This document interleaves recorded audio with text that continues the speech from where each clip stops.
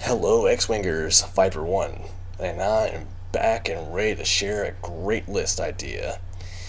So, like I said in my intro video, welcome to the first official video of the list ideas, or list I'm just going to share with you guys.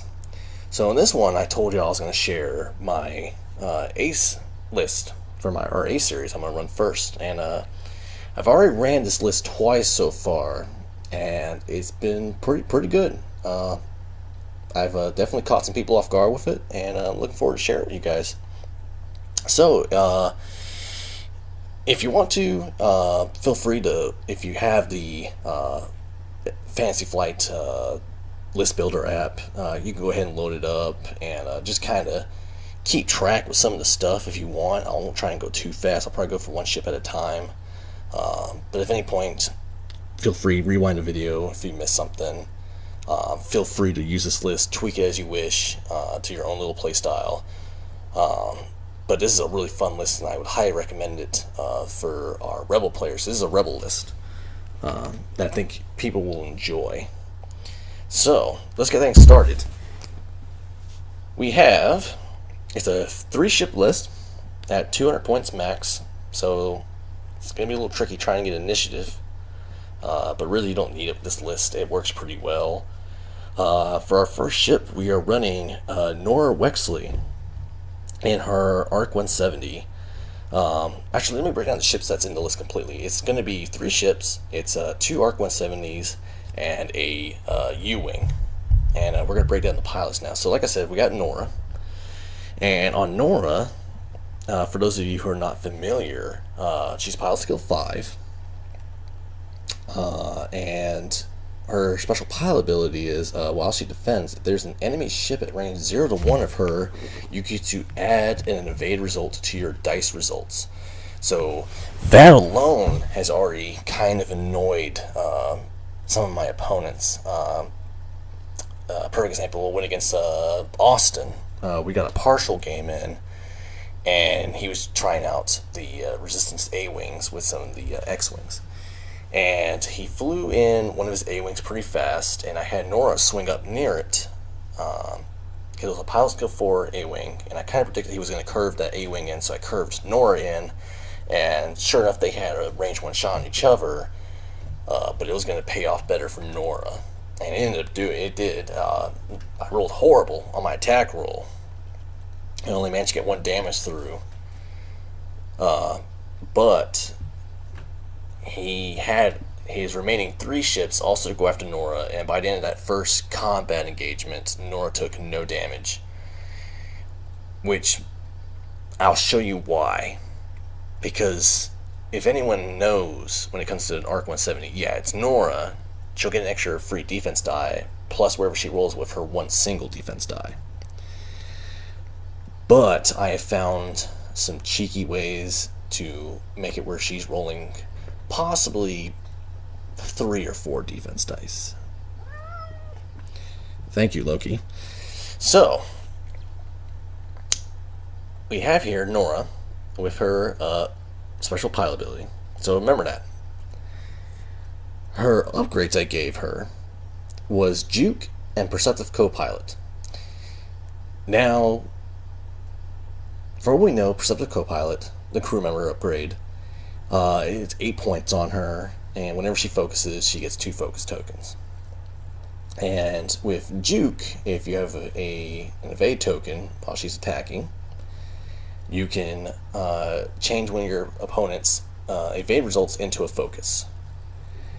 Now, some of you are probably going, okay, why in the world would you put Juke on a ship that does not have the evade action? Because Norra's action bar only consists of a white focus, a white target lock, and a red barrel roll action. And we're going to get to it in a minute, so just keep in mind that Juke. Just kind of tuck it in the back of your mind for now. And also, if you hear any random background noise, that's just Loki, my little orange tabby here. He's just wanting some attention because I just got off from work and I decided to do this video for y'all. So, moving on. For our second ARC-170, we are breaking Garven Dreis. So Garven, just like in his X-Wing, he has the same pile ability. After he spends a focus token, he can choose a friendly ship within range 1 to 3 of him, and they can get that focus token. And on, I forgot to mention, Norra has an R2 Astromech. There is that. I want to make sure I clarify that real quick. There is an R2 Astromech on Norra. That way she has a chance to regenerate some shields. But yeah. Garven's ability. Back to Garven. So let's say you spend the focus token, and I'm going to give it to one of my other friendly ships within range 1 and 3 of him. His upgrades is just the 2, and it's just like Norra, minus the R2 Astromech. He's gonna have Juke and a Perceptive Copilot, so he's gonna focus up, get 2 focus tokens, and if he spends it, he's gonna pass one off to a friendly ship when he's attacking or defending.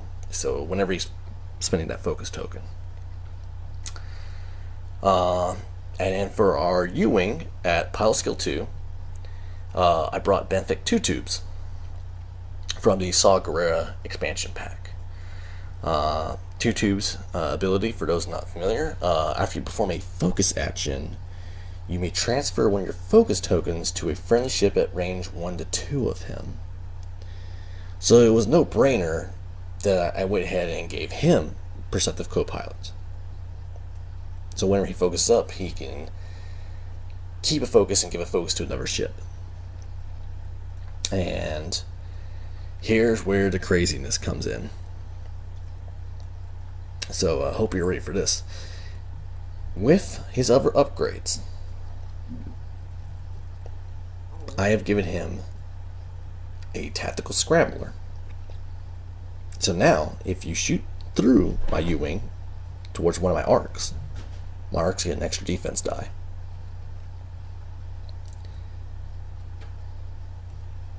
And just to kind of encourage you to want to go after the ARC170's, I put a high risk but high reward upgrade. Because it's one of Saw Gerrera's pilots, it has the illicit upgrade slot, and I could not resist putting on that sweet cloaking device on the U-Wing. There's nothing better than having a cloak token on a medium base size ship. So it doubles his defense while his pivot wing is open. So while he's got it open, he's going to have 4 defense dice to roll. And to really encourage people not to want to shoot at him, and this one card makes the whole list the craziness that it is. And as the crew member, Erso. Whenever a friendship at range, let's take a look here. So, Erso, only 2 points. The best 2 points investment I've ever done on a list. Erso, if a friendly ship at range 0 to 3 would gain a focus token, it can instead turn that focus token into an evade. There's our Juke. Norra and Garven are going to focus up, have a focus each, and an evade token. That way they can juke whatever they're shooting at. Which is great on Garven, because there's actually a chance after he spends. So say you shot at Norra or my U-Wing, and you force me to use up my evade token. I'm going, when I spend my focus token, give it to one of those 2 ships, and more than likely keep it as a focus or change it into an evade token. And it's been amazing. There's nothing better than a U-Wing that's cloaked. Now granted, keep in mind, this is if your cloak device does not break. It's only got 2 energy charges on it. In the beginning of each planning phase, before anyone chooses any maneuvers, you gotta see if that cloak device breaks. So roll an attack die only on a focus result. I went through in my last game the whole cloaking device holding, and it never broke, and I kept him cloaked just to make him into a wall. And that wall was it was a tough decision for my opponent. It was either take an easier shot at 2 tubes, who's also giving out a token if I need to. So say he's out of position, nothing's going to shoot at him. More likely, I'm going to pop one of those focus tokens over to one of the other ships just to make them a little more annoying. But that high risk and reward, it pays off so well. Like, it's worth it. Especially if you, and then at pilot skill 2, I was also blocking ships. So they would run into Benthic 2 tubes and be forced to shoot through him at my other ships, which was amazing. It was so beautiful on the table. And with this ship combo, it is a lot of fun. These 3 ships together work phenomenal. There's so much handshaking between the 3 of them, sharing their focus tokens, getting evade tokens. It actually, it gave the impression that the list was stronger than what it was to my opponent. Granted, it all hangs on the balance that you keep Benthic 2 tubes alive, which is that high risk reward, because you want him deployed where he's going up into the fray first.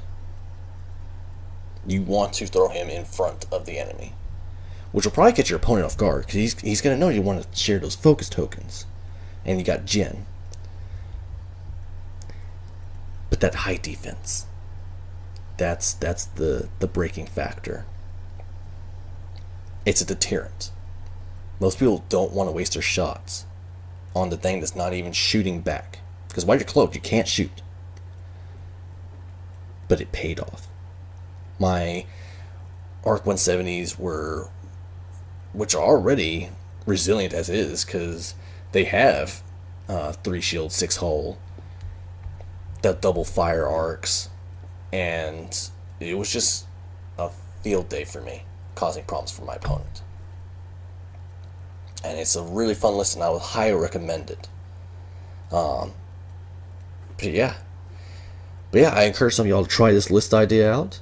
I'll be sure to post the actual list build within the comments. That way, if you want to, you can scroll down, take a look at it, and try out the list for yourself. Let me know how you think about it, what you might do differently. I'm always up for comments and suggestions, feedback. That way I can kind of bounce off y'all and try some new things out. But yeah, let me know what you guys think of this list and how much fun it could be for y'all. So we're going to end it here for now with my juking focusers, as I call this list.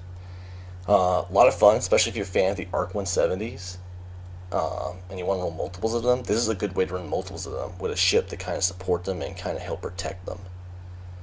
But as always, guys, if you enjoy the videos, be sure to subscribe, hit the like button, and always make sure to hit that little bell icon so you can get the notifications when I post up new videos. And be sure to also check out our main group page, the Viper Squadron podcast, which I include a link down below. So as always, guys, fly casual, Viper 1 out.